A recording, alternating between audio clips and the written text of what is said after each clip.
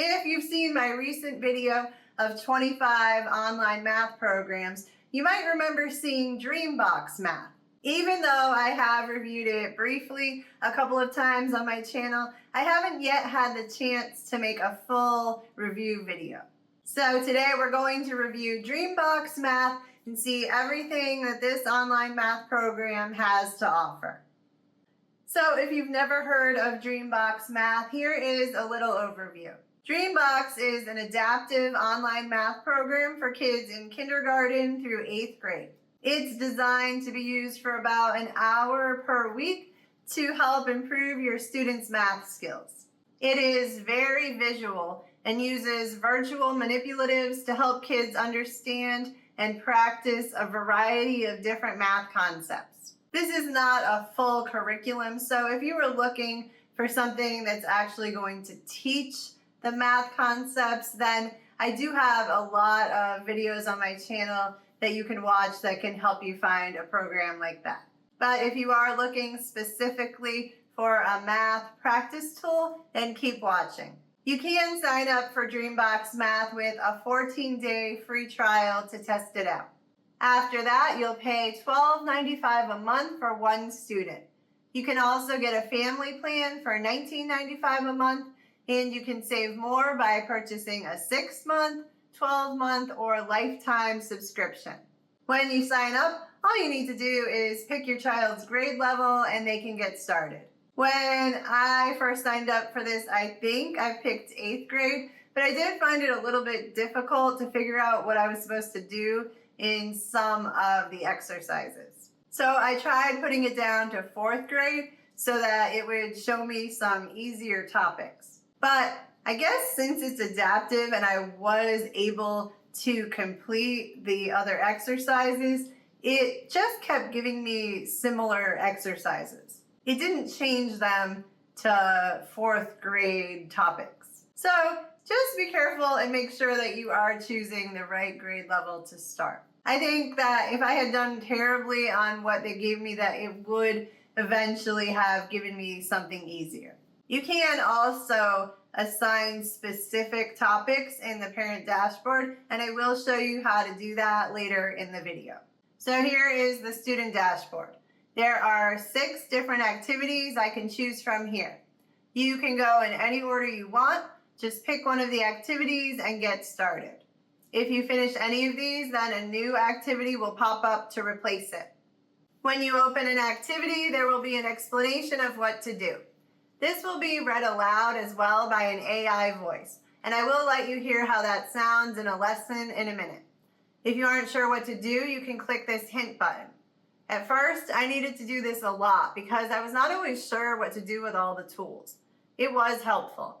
The program will also offer help if you don't get it right. And if you really struggle, it will show you how to do the problem and then give you another one to try. You can also click the help button up here, which will give you an explanation of how the whole activity works. So if it's your first time doing any of these, that's going to be very important.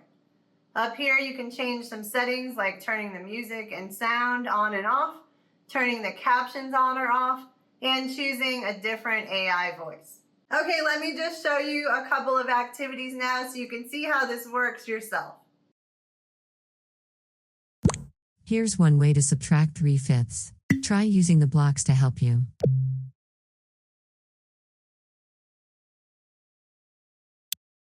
Here is an equation to solve. You can use the blocks to help you. Press Done when you are finished. Press Reset to start over. Press Hint if you need a hint. Your turn. You have no new hints. Your last hint was to use the blocks to help you.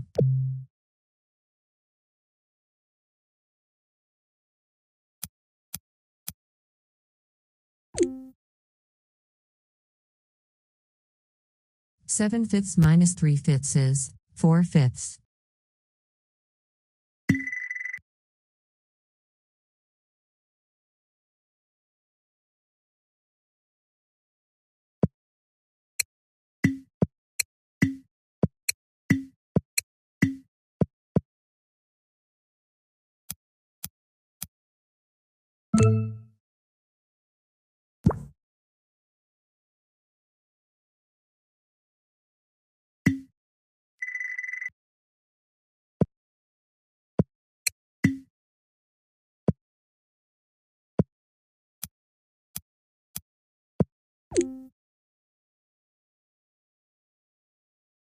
Here's one way to subtract 2/3. Try using the blocks to help you.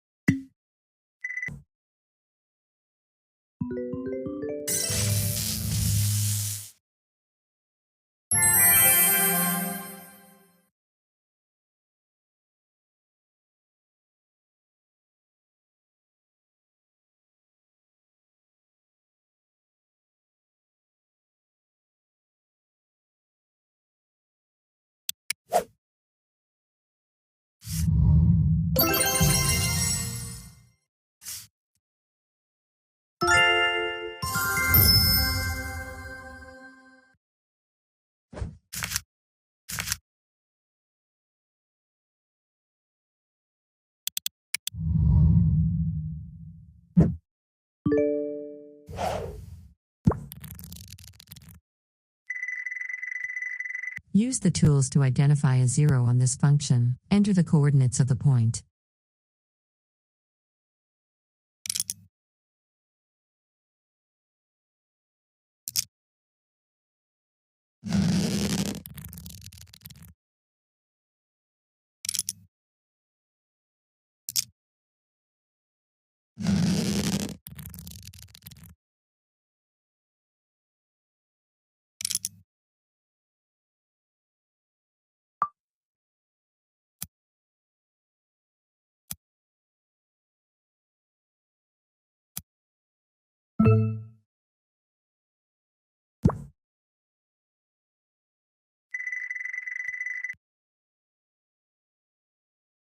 A 0 of a function is a point where the y-coordinate has a value of 0.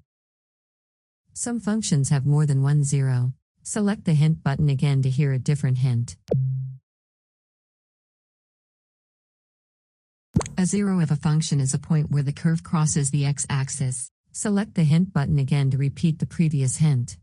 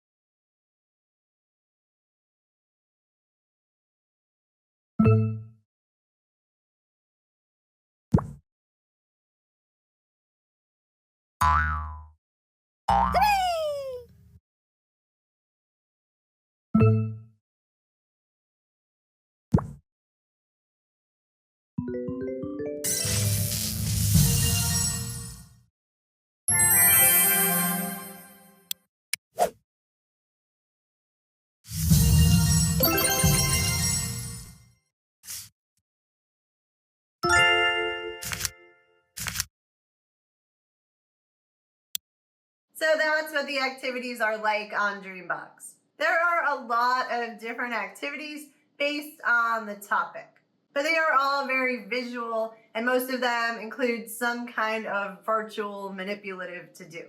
The closest thing to this that I have found is Synthesis Tutor. You're not doing math in the usual way of having a lesson followed by some practice problems. To me, it's more of a way to deepen your understanding of math or look at the math concepts in a different way. Once you do some lessons, this option to play a game will pop up. I found the games to be fun, but they are really short and they don't let you keep on playing them, which I guess is a good thing. Up here under My Stuff, you can see any badges you've earned, such as getting a certain number of correct answers. Under Achievements, you can see the actual concepts that you've mastered or are currently working on. Collections has to do with the mini games. And under Personalize, you can spend the coins you've earned to change your avatar, update your wallpaper, or change the music. And that's basically everything that I can think of to show you on the student side of things. So now let's switch over to the parent dashboard. So the first thing you'll see here is an overview of how your student is doing. You'll see how much time they've spent using Dreambox and how many lessons they've completed this week. You can change the date range over here. Down here is a chart showing you your child's proficiency and growth in different areas. And below that, you can see the actual lessons your child has been working on. Over here, you can see any alerts that you may have. And here you can see some stats related to overall growth. You also may have noticed that they mentioned standards. So you can change it up here and pick which standards you want your report to align to. The next tab is activity. And here you will be able to see all the lessons your child has been working on. Under standards, you can see how your child is doing based on the standards you have selected. You can view this by grade level by clicking up here. Under usage, you'll be able to see the time your child has spent on Dreambox as well as how many lessons they have completed. And under assignments is where you can actually assign certain lessons. You'll also see the details of any lessons you have assigned. So there are two types of assignments you can assign. Short-term assignments are for giving your child 1 or 2 lessons to do to maybe have them get more practice on a topic they're working on in their current curriculum or to introduce a new concept. You can set the duration for 1 to 2 weeks. And then you can choose the grade level, category, and lesson group. Long-term assignments can be assigned for up to 8 weeks. These are for when you need your child to have more practice on a particular skill, such as for intervention or to fill in gaps in prior learning. So this is a really nice extra that you can make use of, but you don't need to do this at all. Your child will still be given the right lessons to work on based on their progress. This is just here if you want it. Finally, the last section here is curriculum. So here you can view the curriculum by standards and grade level. And if you want to change your child's grade level or cancel your subscription, you would do that up here under account settings. Okay, so now hopefully you have a good understanding of what Dreambox Math is all about. If you're looking for a more hands-on approach to math, this could be a really good program to help improve your child's math skills and help them gain a deeper understanding of the concepts. I did struggle a bit to figure out how to do some of the exercises, but if you make use of the help and the hint buttons, then you should be able to figure it out. And then once you've done Dreambox for a while, it does get easier to figure out how the exercises work. I think a lot of this just depends on what type of learner your child is. If they want their math practice to resemble what they see in their textbooks, or if they prefer a video lesson to watch, then this is probably not a good choice. But if you think these types of practice problems and exercises would be something that your child would enjoy, and you're hoping to give them a way to improve their skills while looking at math in a little bit different way, then this could be a great option. Just make sure to use it alongside their current math curriculum and not as their only curriculum. If you have any questions, please let me know in the comments and I will be happy to answer. And if you have any other math programs that you would like me to review, please let me know and I will add them to my list. Thank you so much for watching.